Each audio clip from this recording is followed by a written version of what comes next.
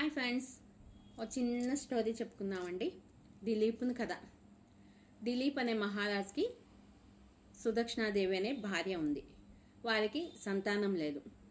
సంతానం లేదని గురువుగారి దగ్గరికి వెళ్ళి వారి బాధ చెప్పుకున్నారు. గురువుగారు, మాకు సంతానం లేదు, ఏం చేయాలి అని. వారేం చేశారు, ఒక చిన్న గోమాతని ఇచ్చారు. ఆ గోమాతని కన్నబిడ్డలాగా పెంచుకోసాగారు. అయితే ఆ గోమాతకి రోజు కూడా మేతకి తీసుకెళ్ళాలి కదా, అది రాజుగారే స్వయంగా మేతకి తీసుకెళ్ళేవాళ్ళు అనమాట గోమాతని. ఒకరోజు గోమాత అడవిలోకి సింహం గుహలోకి వెళ్ళిపోయింది. అయితే వెళ్ళేటప్పటికి సింహం చూసి నాకు ఆహారం దొరికింది, తినేసేద్దాం అనుకుంది.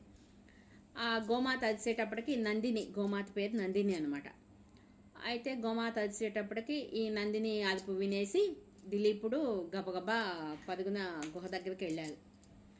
అయితే అప్పుడు సింహాన్ని గోమాతను వదిలిపెట్టు అని చెప్పి కోరారు.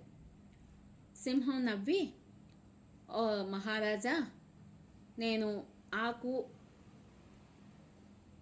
ఆకులు గడ్డి తిని బతకలేను, నా ఆహారమే జంతువులు కదా, మీరు ఈ దేశాన్ని పాలించే రాజు కదా, మరి నన్ను ఎలా బతకమంటారు, మీరే చెప్పండి అని చెప్పి అడిగింది.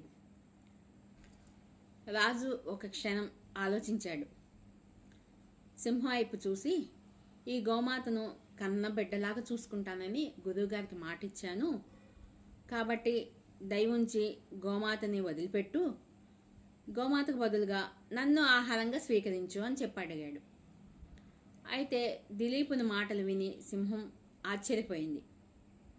నీవు బతుకుంటే 1000 ఆవులను దానంగా ఇవ్వగలవు, నీ ప్రాణాలు వదులుకుంటావా దానికోసమని అడిగింది.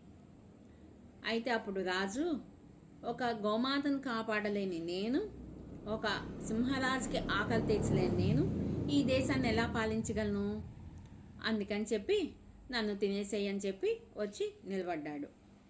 సింహము ఓకే అంది. సింహం ముందెళ్ళి కళ్ళు మూసుకొని నిలబడ్డాడు. కాసేపటికి పూలవాన పడింది. ఆశ్చర్యంగా కళ్ళుదేయి చూశాడు. అక్కడ దేవతలందరూ ప్రత్యక్షం అయ్యారు.